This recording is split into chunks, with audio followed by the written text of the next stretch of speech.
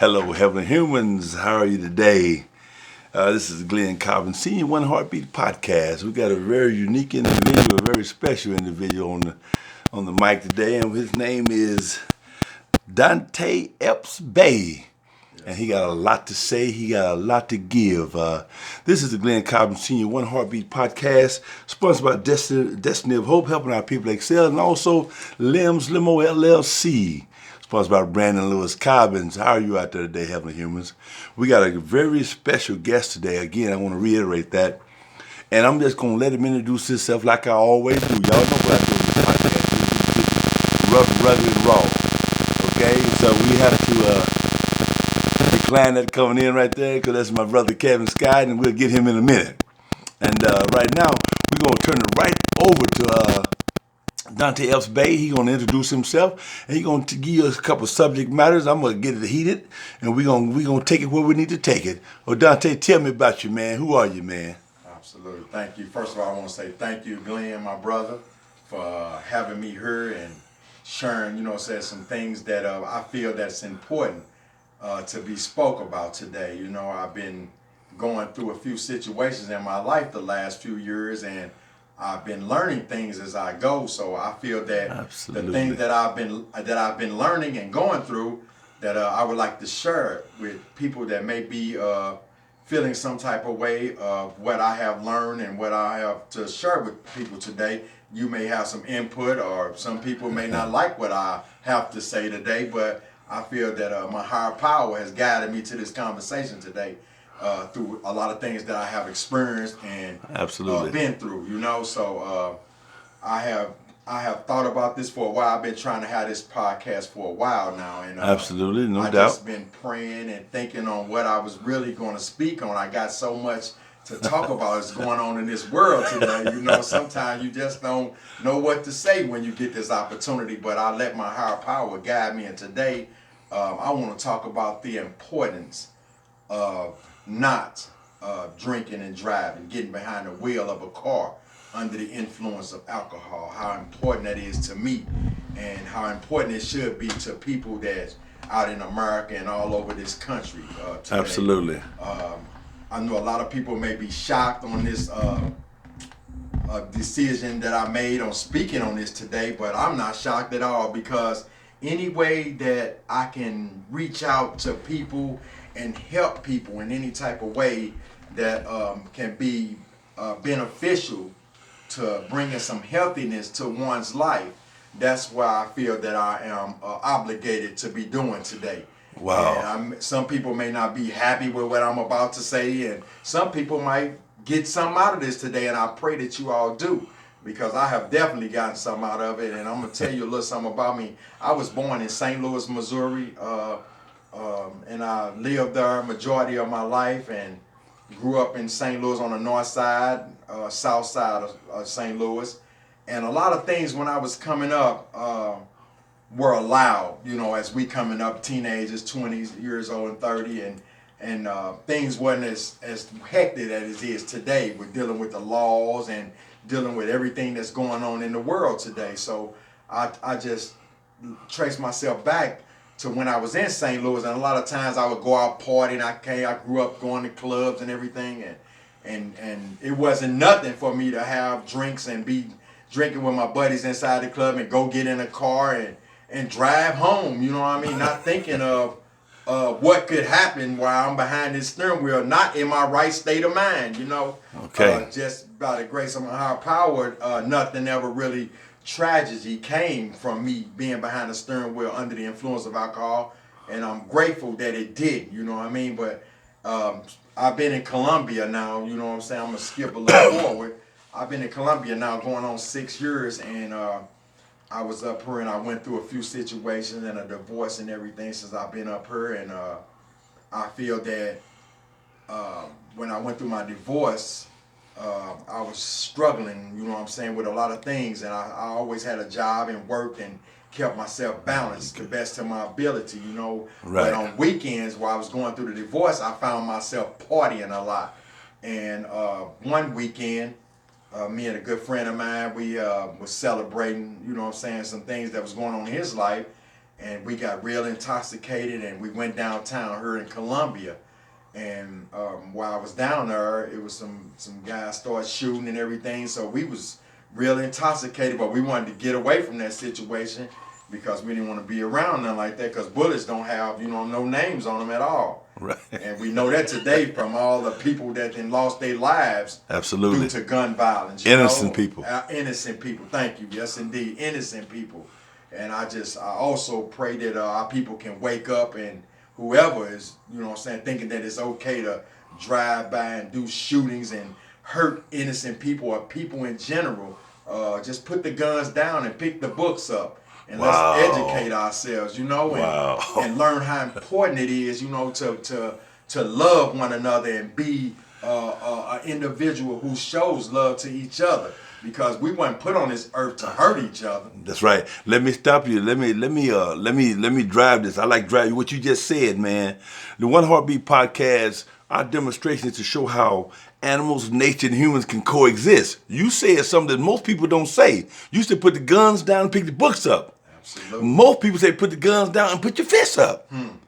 Let's fight it out. You said books, so you a step above it. Come on, bring it on. Absolutely. Bring it to me. And the reason I said pick the books up, because I know where I come from in St. Louis, everybody carries guns. Everybody have to feel they have to have a gun. But I'm gonna say this right here: education is the key. I have done time being incarcerated, times in my life, and I had to grow from that. And the only way I grew and learned that I didn't have to carry guns when I get out of prison, things like that, because I educated myself. It wasn't about me learning how to fight, because I grew up fighting. I grew up boxing, and that was the thing then. We didn't go around shooting each other, Right. We fought, and we fought wherever it happened, and we fought, and we lived to see another day. That's right. But today, guys don't want to fight, and if they lose a fight, they go and get a gun and come back. Bitter, ready to kill something. And it's not right. Do you know the pain that you cause a mother when you take away her child? Both sides of the family lose. Both sides. No restorative justice at all. Absolutely none. And we losing at the same time as a nation of people. We losing. You said something earlier too, man, when you were introducing yourself and you were telling your story, just the basis of your story coming from you was drinking, you get in your car and you go home, and then your higher power.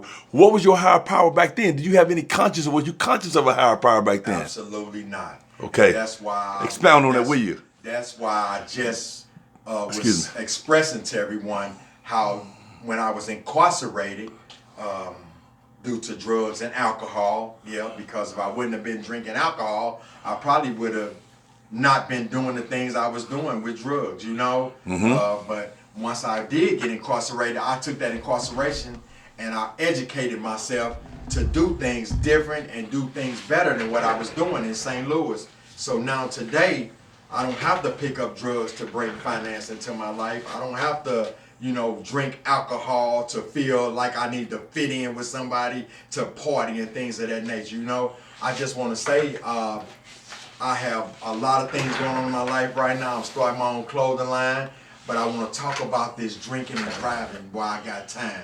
Before you get there, can you tell what your clothing line is? My clothing line is called Know Thyself Clothing Line, and what I represent, it has a pyramid representing my symbol, and the pyramid is representing that back in the ancient times the pyramids were built, but no one has any knowledge of how our people built the pyramids. So I put the pyramids there, and inside my pyramid of my clothing line, it has Know Thyself. So Know Thyself is meaning learn who you are. Learn the knowledge of who you truly are, because how can we know where we're going if we don't know where we come from? Wow. Who we are. So education is the key. Everybody, I'm talking to everybody, no matter what race, creed, color, pride, whatever you may be. Education is the key. And when we start educating ourselves, that's when we begin to get conscious, as the brother Glenn was just talking about. Was I conscious when I got behind wheels? Under the influence in St. Louis? Absolutely not. I was just as ignorant as all I did. All I knew was the streets. I didn't know nothing else. But I thank my higher power for letting me be here today, sober, clean, and I love myself today and I see a new vision in my life, and it's because I educated myself. See, sometimes when people go to prison, it don't have to be a bad thing. You done something wrong, you go pay for that. But while you in there, learn how to do something with your mind and yourself so that when you get out, you can feel good about yourself and you can have different information that can lead you to something different than what you done when you went in there. I'm in a program right now. Right. So this thought process ain't about just talking. No, sir. You're executing your plan. You planning your work and then working your plan. What you're saying. Am I right? Absolutely, I'm executing my plan, and I came here to speak today about the importance of drinking and driving because in this program that I'm in right now, it has really shown me how dangerous it is when I got behind the wheel of a steering wheel of a car, and I drove. My mind was not fully equipped with the consciousness of normal, you know what I'm saying, thinking abilities. Once I took a drink of alcohol, the consciousness of my mind automatically cuts off. So I'm no longer thinking like I'm thinking today, who I'm talking to you all. We are no longer conscious. We're unconscious, and alcohol plays a role in having us making decisions, and that's why we do the things we do. But while we driving home thinking that we okay, our mind is not seen, our vision is not clear. We think it is because we've been doing this so long, and so many people have died from drinking and driving, drunk drivers. You know what I'm saying? I see this now in this program, and I see the seriousness of why the system is so harsh on drinking and driving. And I understand because so many people have died because people like myself have got behind the wheel of a car and drove home thinking that I'm okay, and then see a car coming and wham, could cost somebody somebody's life. gone. Yeah. Somebody's mother, somebody's grandmother, somebody's child is gone because somebody decided to drive home after they got drunk.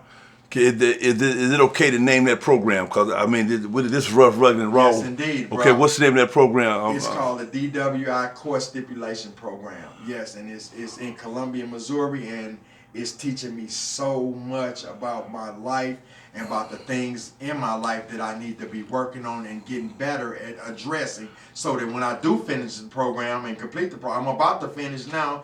You know what I'm saying, God willing, but it ain't even about completing the program. It's about educating myself and staying clean and sober. I ain't worried about the program. My higher power got me speaking today, you know, and I feel that whatever I'm speaking about today, somebody please hear me out and do your best to not get behind the wheel of a car when you get under the influence of alcohol or drugs. Call a Uber, call a friend, or walk, because just because you think you're okay, that's the alcohol talking. You're not okay.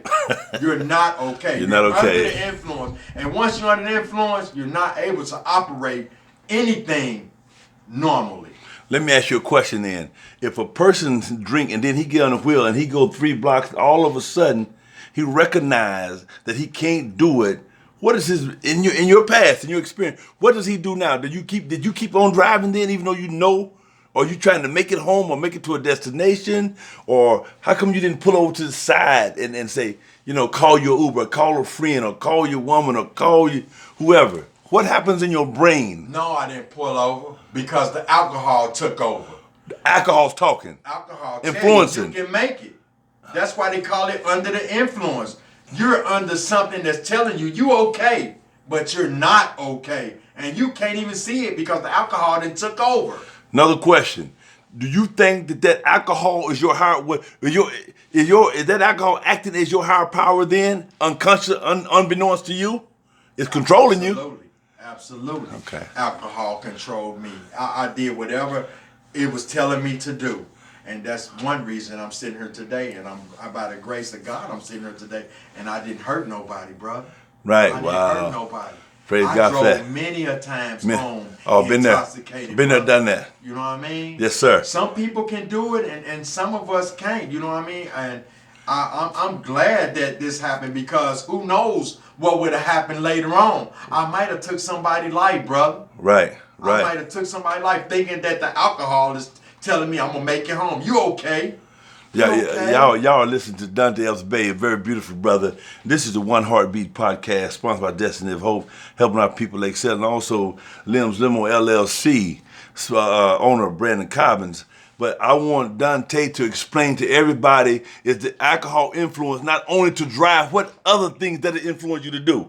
Does it influence you to talk to women? Does it influence you to be courageous? Does it influence you to steal? Does it influence you to pack guns? What does it do? Tell me the whole realm. It's more than driving. Driving is dangerous, but it's other things, I'm sure. Absolutely, my brother. Can you put that down for me, sir? You most definitely, I will. I'm gonna tell you right now. Anytime, I'm gonna say myself and anybody else, I'm gonna tell you right now. Anytime you're under the influence of any alcohol or drug, you're not yourself anymore. A lot of people get under the influence to get a false pride or false strength to be able to do certain things. A lot of times when people are going to do crimes and things like that, they get high or they get drunk before they go because they really don't have the heart to go do it. So the alcohol gives you a false image of you being this big Billy badass who you ain't. And you go and do what you're supposed to do because you're under the influence. Your mind is not normally what it would usually be thinking. The alcohol and the drug that took over. So you going here thinking that you finna do something that you ain't normally gonna do without the drugs and alcohol, and you get caught or you get shot or anything like that, and you wind up in prison. 80% of the people that's incarcerated today was under the influence of alcohol or their crimes was dealing with drugs and alcohol. At least 80%. Wow. And that's the truth. Those are facts. Those are statistics. Alcohol and drugs is just something that gives you a false illusion. And when the alcohol and drugs come down, then you're back to yourself. See, you thinking now, what did I do last night? Did I do anything? That wasn't you.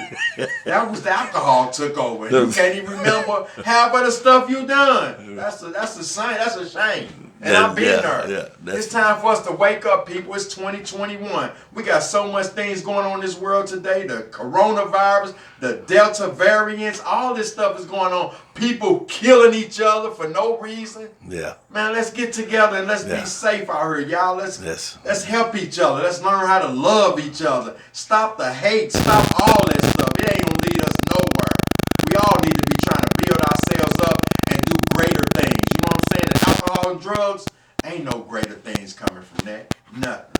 Right. You know, Dontae Epps Bay, brother, it's been wonderful talking to you, and we ain't quitting yet because I got another question. Yes, sir. I've often, you know, when I was growing up, you know, I'm much older than you are, but when I was growing up, they called it liquid courage. That alcohol. Can you elaborate a little bit about that? The liquid courage, man. What does that liquid courage, when a person is feeling depressed, down and out, unwanted, or whatever the case may be, what does alcohol do to that type of mentality, man? Give me some info. I'll give you a real good example. Who I know most people listening to me right now is about to say, this man knows he's definitely what he's talking about. A lot of times when you go to social gatherings, whether it be a club, a wedding reception, or a get together in the park, or anything, you want to have you a few drinks so that you can feel comfortable in your surroundings, you know, because if you ain't have a drink or smoke that joint or whatever you do, you're not feeling comfortable. You're feeling uncomfortable. So that's the false courage that the alcohol or the liquid courage that the brother Glenn just talked about.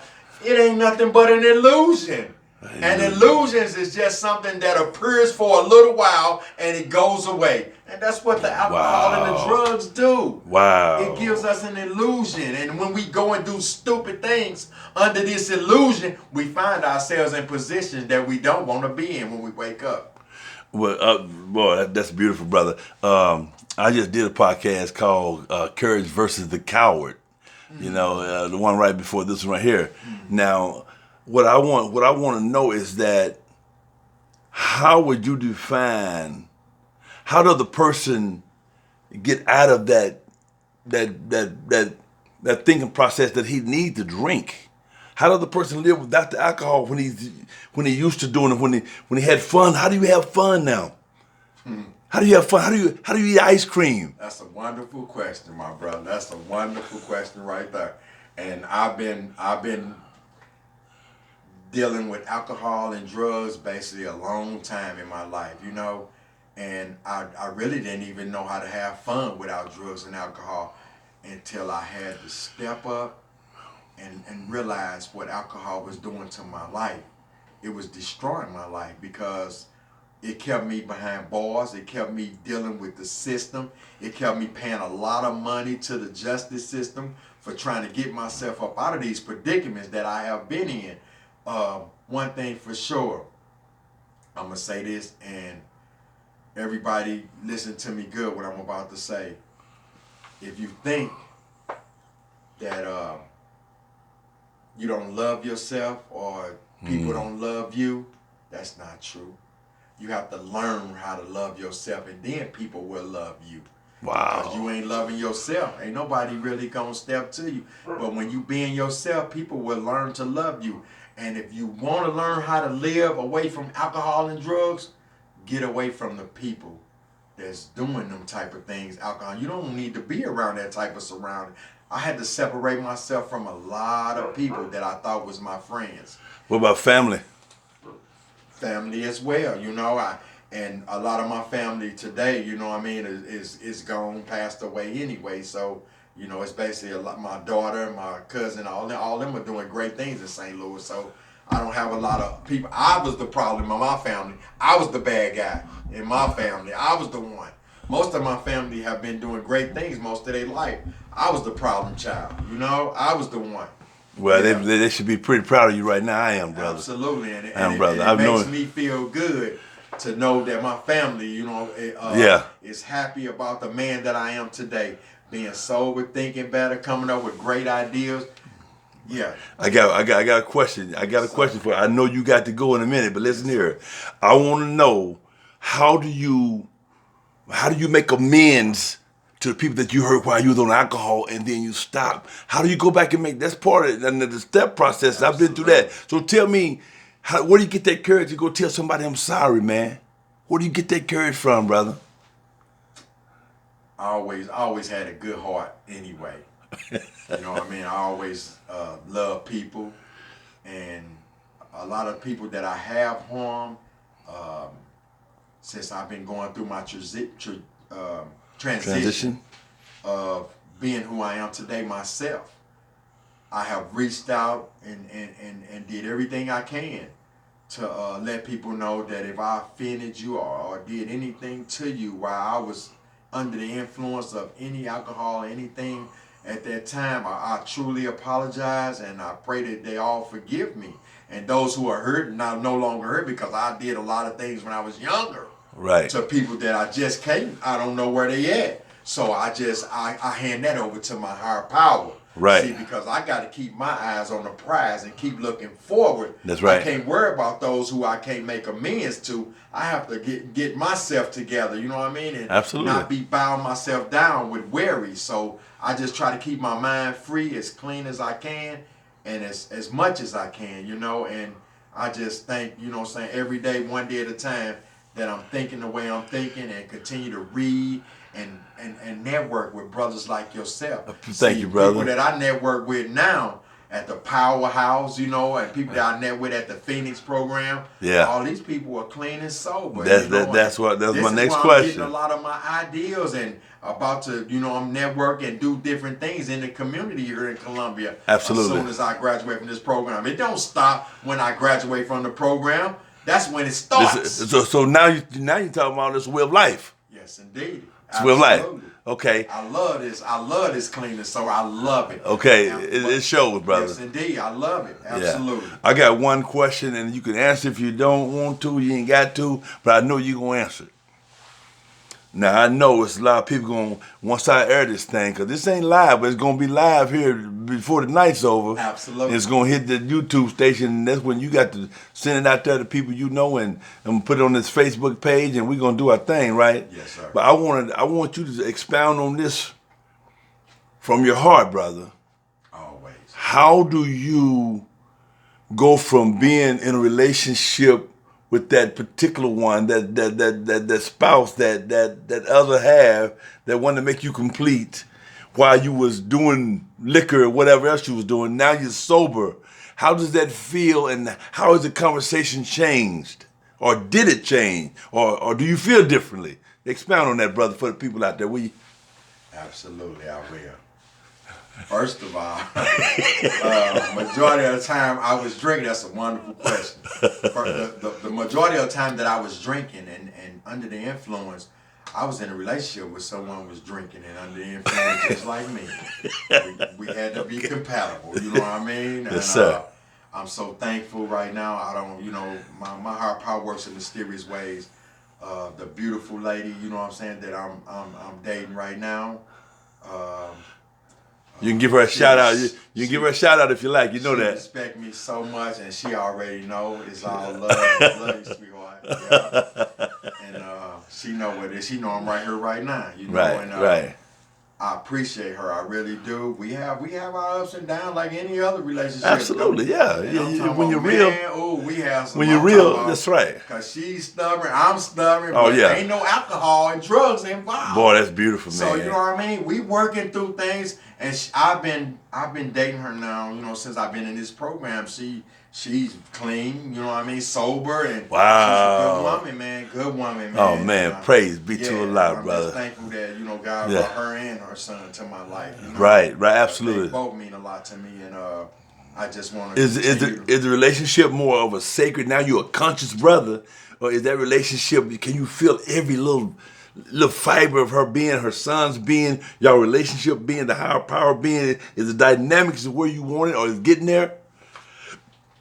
I ain't got time to play games. She don't got time to play games. That's right. We don't want to play no more games. You know, we both have been through a lot. So, you know what I mean? We recognize what we shooting for right now. Right, absolutely. And that's oneness. That's right. We shooting for oneness. We in a relationship, we learning each other, we growing. And I can see great things coming. I can say that for sure, bro. Brother Dontae Bay, we got a couple more minutes before we conclude this One Heartbeat podcast. Glenn Cobbin, sponsored by Destiny of Hope, helping our people excel, and also Limbs Limo LLC. I want you to close us out with you started off drinking. You conquered that foe. All praise be to Allah, God, Jehovah. And also, we got the Just Has Been Served, Rest in Heaven, George Floyd. We got the mistake over there, pulling the taser up in Illinois somewhere. I think you had mentioned that. I think I heard something about it. And also, you also have demonstrated how strong a brother can be if he know his creator's behind him. I want you to end this by, with your own words. I want you to give the world, or whoever listens to this, and they can carry this message on. The drinking that you were doing and now you're not doing, did it make you more conscious of your society, your surrounding, your community, to want justice and peace? Absolutely. And you always got some excellent questions, brother. I appreciate that. And now that I am sober and alcohol and things out of my life, I see so clearly right now. My life is good, you know what I mean, and it's going to be great because I see it, and I'm keeping my eyes on the prize, and that's my sobriety, one day at a time. As long as I stay clean and sober, I believe that everything that my higher power has for me in life is definitely going to come that way, and that's the way it can be for you all as well. I didn't really, you know what I mean, I always been a guy that wanted good things, and since I've been in Colombia, I have made a lot of decisions to do things and put things in the community up here for a long time since I've been up here. But right now, I'm focusing on what's going on in the world, and I put that in my clothing line. And I push it out through my clothing line to try to bring peace into this world, because that's what we need. We all need peace and harmony and love and unity with each other, and that's what I'm striving for. Through my clothing line, I want us all to understand that when I say know thyself, we all need to study and learn who we are so that we can know where we're going. And the only place that our higher power want us to go is together.